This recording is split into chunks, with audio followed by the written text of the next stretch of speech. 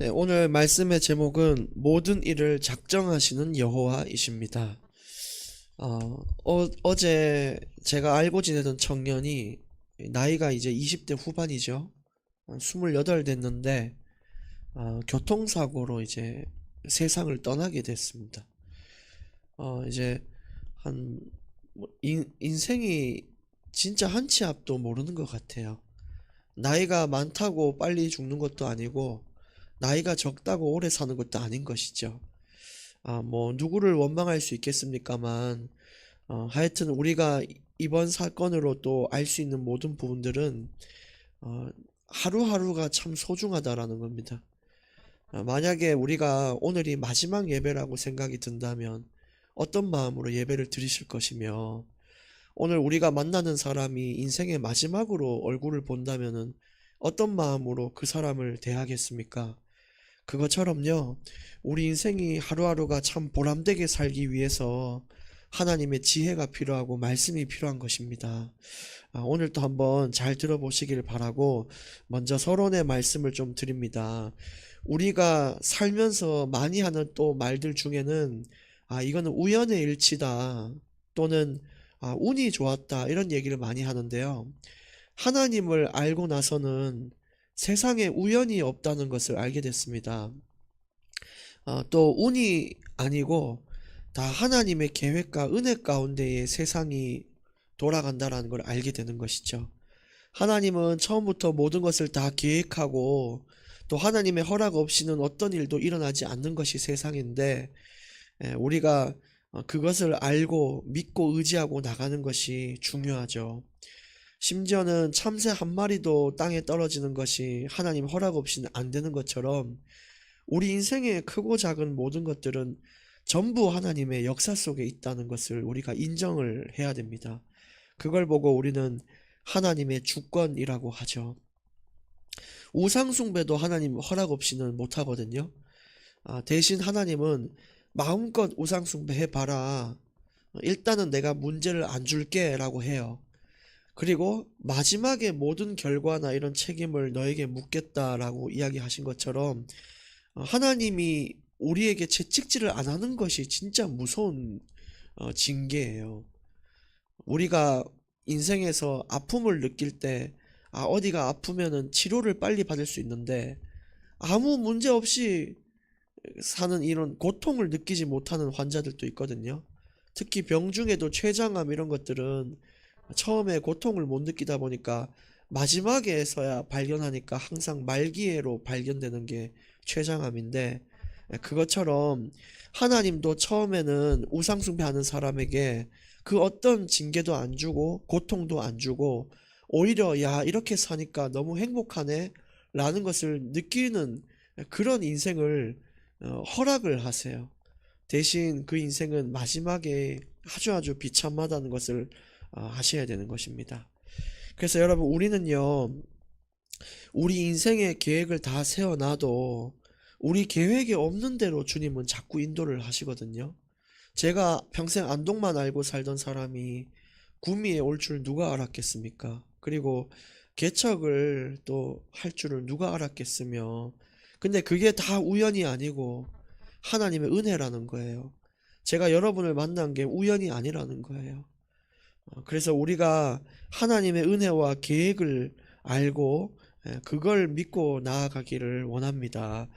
잠언 16장 23절 말씀해 보시면 지혜로운 자의 마음은 그의 입을 슬기롭게 하고 또 그의 입술에 지식을 더하느니라 그랬습니다.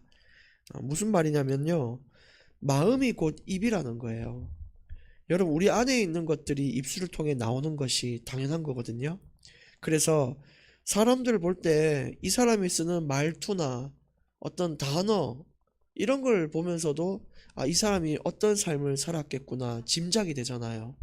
선생님들 같은 경우는 아주 교양적인 언어를 쓸 것이고, 의사 이런 분들은 아주 딱딱하고 논리적인 말을 주로 쓰거든요. 그것처럼 내가 맺는 말과 행동, 단어, 이 모든 것들은 내 인생을 반영을 하는 거예요. 근데 항상 말씀에 젖어 있고 녹아 있던 사람은 입술에 뭐가 나오냐? 늘 사람을 살릴 수 있는 선한 말들이 나오고 그 하나님의 영광이 드러나는 말들을 하게 되는 것이죠. 그게 바로 슬기로운 자입니다. 슬기로운 자는 유익을 준다 이런 뜻이 있어요. 항상 누군가에게 도움이 되는 말을 한다 이런 거거든요. 그래서 우리 교회 공동체가 서로가 서로를 살리는 그런 모임이 되기를 또 원해야 되겠습니다. 24절에 선한 말은 꿀송이 같아서 마음에 달고 뼈에 양약이 되느니라. 여기 원어에서 선한 말은요, 유쾌한 말 이런 말이 있어요. 즐거운 말, 유쾌한 말 이런 말이 있거든요.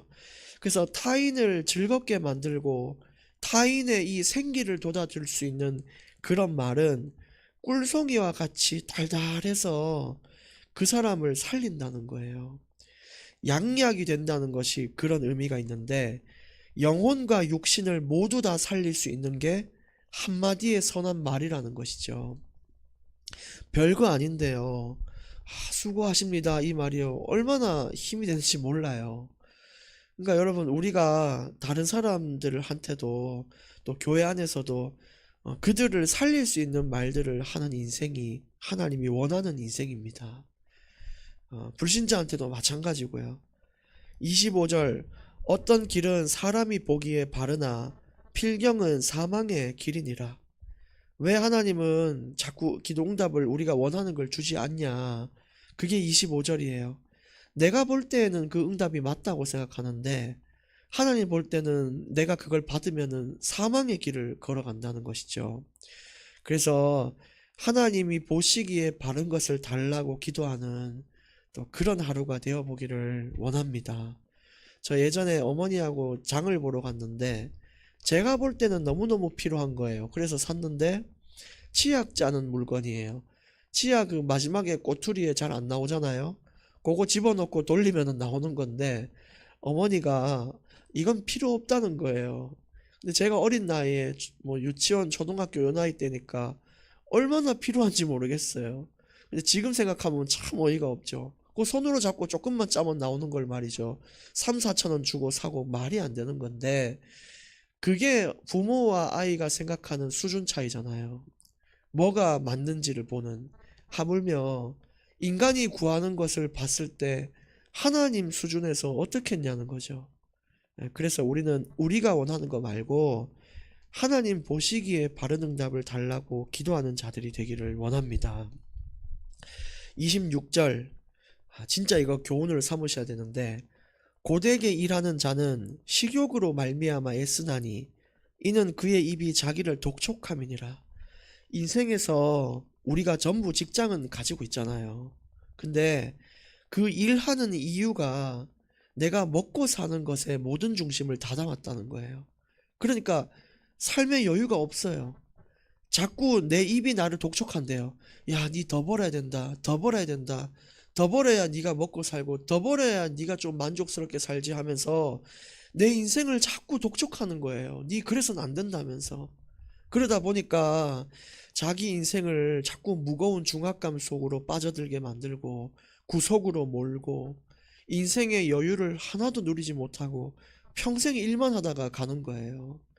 근데 여러분, 우리가 지금 숨 쉬며 사는 이 땅의 인생도 하나님이 주신 진짜 기쁜 인생인데 너무 모든 노동에 인생을 쏟지 않기를 바라는 마음으로 하나님 이 말씀을 주셨지 않을까요?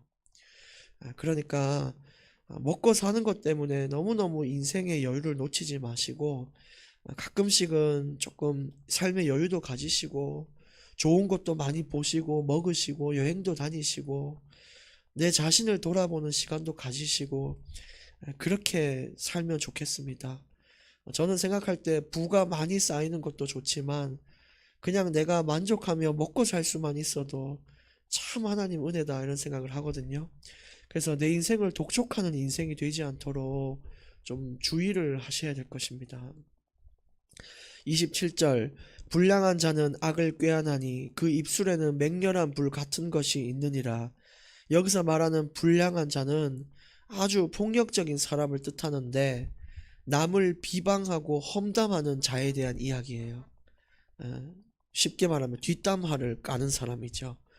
근데 그런 사람들은요, 불이 왜 맹렬하게 불이 붙으면은 그냥 그 초가집을 완전 다 태워버리듯이 모든 것을 파괴하는 불 같은 것이 뭐냐면 다른 사람을 비방하고 험담하는 거예요. 그러면 나의 인생이 맹렬하게 불붙은 것과 같은 인생이 되는 거죠. 28절 패역한 자는 다툼을 일으키고 말쟁이는 친한 벗을 이간하느니라. 아까 27절과 같은 말씀인데 패역한 자는 자꾸 다툼을 일으키도록 이간질을 한다는 거예요. 이게 말쟁이가 뭐냐면 뒷담화꾼이거든요. 말쟁이가. 그러니까 누구한테 가서 야 누가 그러는데 니 진짜 뭐 인성이 안 좋다더라. 니 진짜 그래 살면 안 된다더라. 그거 들으면 또 싸우고 분열되고 이러거든요. 근데 싸우는 사람보다 더 나쁜 게 중간에서 싸움 붙인 사람이 제일 나빠요. 그러니까 어떻게든 우리 말이 오해가 되어서 사람들과의 싸움이 일어나지 않도록 입을 주의해야 되는 것입니다. 이간질이 참 왜 무섭냐면 이게 마귀의 특성이거든요.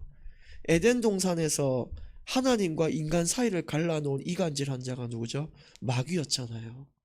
네가 그 선악과를 왜 못 먹게 했냐? 하나님이 그거 네 먹으면 하나님과 동등하게 될까봐 먹지 말라고 했다면서 막 그 쪼잔한 하나님을 만든 거예요.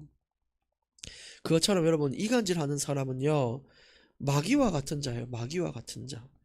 그래서 예수님은 바리새인들이 자꾸 예수님하고 유대 민족을 이간질을 하니까 얼마나 그 이간질을 보고 분노하셨는지 이 독사의 자식들아 라고 얘기를 했다니까요. 그리고 니들 아비 마귀랑 똑같다 이렇게 얘기를 했어요. 그러니까 마귀가 하는 대로 니들이 똑같이 한다 이런 말이죠. 주의해야 됩니다. 오히려 우리는 다른 사람과의 관계를 좋도록 만드는 것이요 우리의 역할이에요. 야 어떤 집사님이 그러는데 누구 청년이 참 성실하다고 얘기를 하시더라. 그 좋은 얘기는요 몰래라도 하면 좋아요. 누가 너를 그렇게 칭찬하더라. 얼마나 좋습니까? 29절 강포한 사람은 그 이웃을 꾀어 좋지 아니한 길로 인도하느니라. 이런 사람을 조심하셔야 됩니다.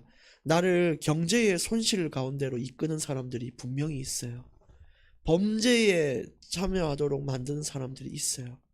모든 사람을 대할 때 신중하고 주의하셔야 되는데 경제의 관계는 정말로 하지 않는 것이 좋습니다. 여러분 되도록이면 교회 안에서 돈을 서로 빌리지 않도록 하셔야 됩니다. 차라리 필요하다 그러면 여러분이 찬조하십시오. 돈 관계는 절대로 좋지 못합니다. 그 다음에 30절 눈짓을 하는 자는 패역한 일을 도모하며 입술을 닫는 자는 악한 일을 이루느니라. 이게 가룟 유다에 대한 이야기가 저는 생각이 많이 났어요. 항상 예수님을 팔 생각으로 그런 눈짓을 가지고 패역한 일을 도모했던 가룟 유다, 이런 인생을 살아서는 안 되는 거죠. 그리고 어떤 사람은 입술을 닫았다고 하는데 내가 마음에 악한 게 있는데 다른 사람한테는 그걸 숨긴 거예요. 입술을 열어서 말하지 않고 고백하지 않고 내가 은밀하게 악한 일을 이루는 사람을 뜻하는 거죠. 우리는 공동체가 서로 좀 솔직하면 좋을 것 같아요. 그래야 오해가 없고 진짜 그렇게 해야 됩니다. 31절 이제 31절 말씀은 또 중요한 기준이 되는데 늙어가는 거에 대한 게 뭐냐 이 말이에요. 백발은 영화의 면류관이라 공의로운 길에서 얻으리라. 여러분 우리가 생각하는 늙어서 흰머리가 나는 거는 야 이거 염색하기도 바쁘고 말이죠. 늙어 보여서 싫고 내가 늙었구나 싶어 서글프잖아요. 근데 성경이 말하는 백발은 뭔지 아세요? 영화의 면류관은 왕관을 뜻해요. 왕관. 그래서 정말로 지혜가 쌓여가서 늙어가는 사람들은 늙은이가 아니고 왕관을 쓴 존경받을 자들이다 라고 이야기를 하는 거죠.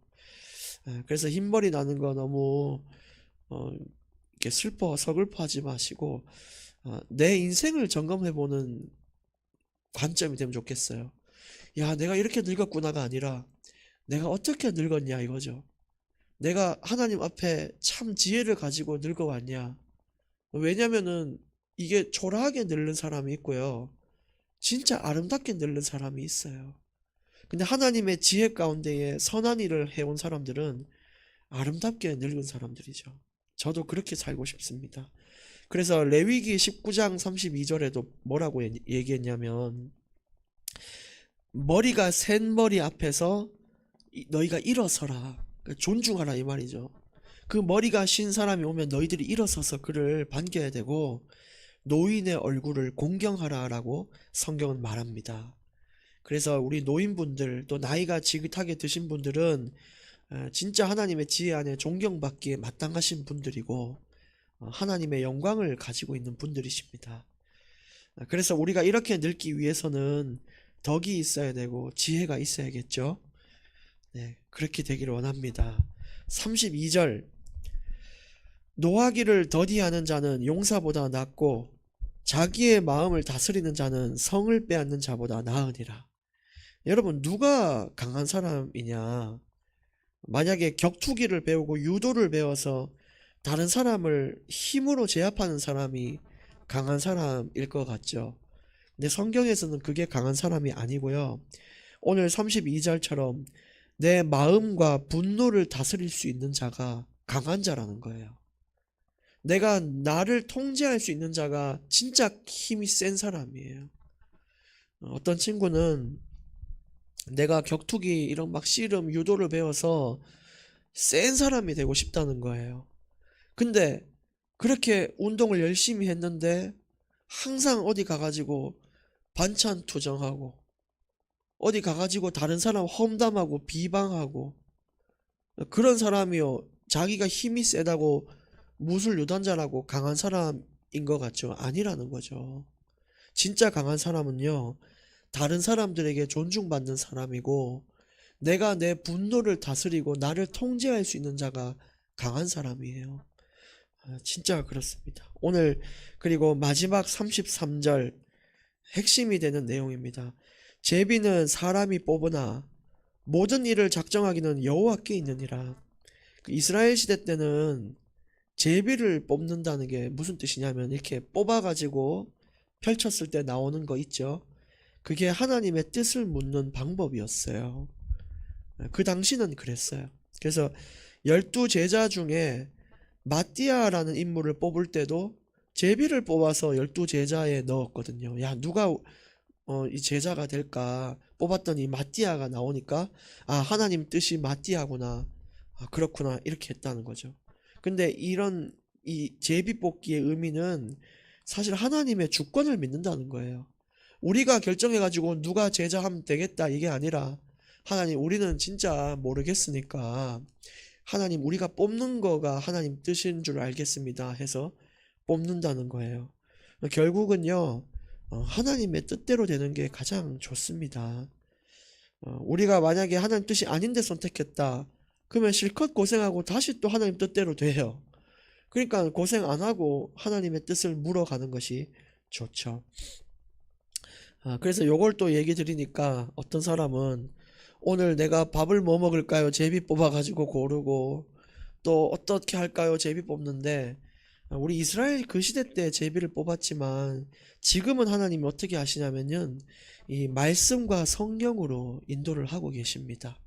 마음에 감격을 주셔서 마음을 움직이시는 거죠.